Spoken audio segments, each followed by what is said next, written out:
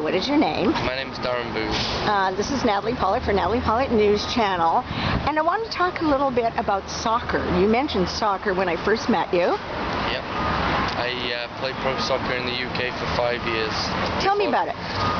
The name of the team? I played for Leeds United, which at the time were in the Premiership, which is the top league in Europe, especially in England.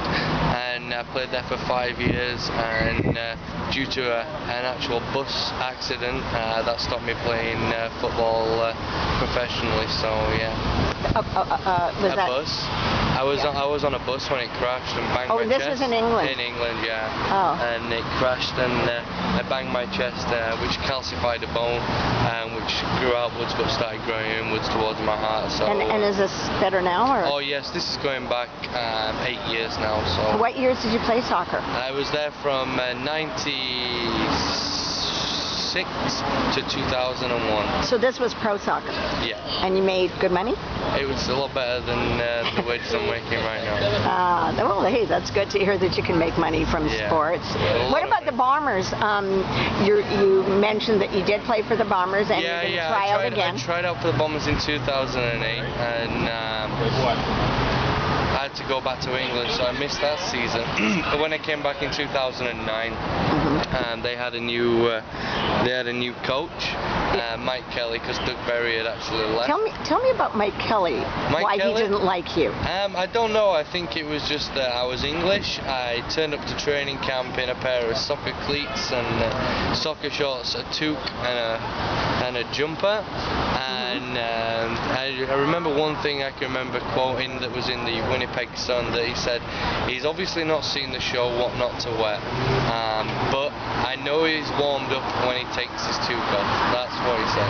And where's Mike Kelly now? I don't know. I think he's doing some kind of radio show or something. Did he get fired? Oh yeah, Mike Kelly got fired. And I guess you you weren't sad that he got fired? No, he was a nice guy, but he didn't do me any favors when he was there. So. Yeah, well, you know what? Hopefully when you try out for the Bombers that this time you'll make it and that you won't get hurt. Yeah, that's important. Fingers crossed. It's very dangerous. Fingers crossed, especially in the winter in Winnipeg. You never know what can happen. There's too much ice, so that's how I got injured this time. So.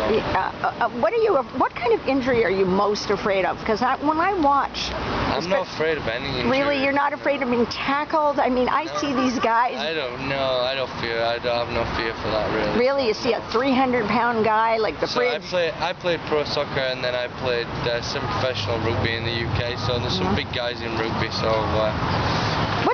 What's the attraction to soccer in the UK as opposed to? Do they have regular football?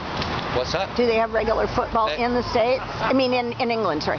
Like Canadian football? Yeah. No, it's rugby. They attract huge crowds. Just huge. They do for soccer.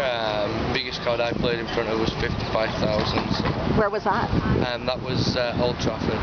Wow. Which is Manchester United's football ground. Tell me about soccer in Manitoba. What do you think of it? Soccer in Manitoba. The soccer in Manitoba is terrible. I initially looked at soccer in Canada when I came over. Do they have pro soccer here that pays money? Not in Manitoba. They do have some teams in Canada. They have Toronto and they have Edmonton, and I believe there's a team in Calgary as well. But the soccer standard for just as a province, they have the Winnipeg Alliance, but it's nothing like. Do they pay? Like, can people make a living from it? I'm not too sure if they actually get paid. I get they get some kind of sponsorship and things, but they don't get paid a wage. Is the game the same? Is it played the same? No, it's it's not as physical here as in Europe.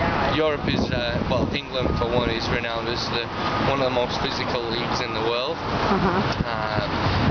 Here in Canada, it's a bit similar to Europe. It's not as very physical. Players don't get as involved. Do we have anybody in Canada like David Beckham? No. No?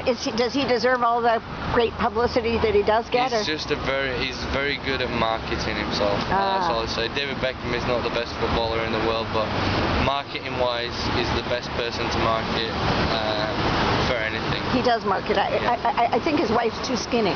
His wife's too skinny? Yeah. Well, I remember when I was a kid watching her grow up, and when I was with the Spice Girls and things. And, she's a very good looking lady. She is good looking, but she's anorexic. Well, listen, thank you very much. Thank you very much. And I hope you come back to Winnipeg and play for the Bombers. Thank you. Thank you.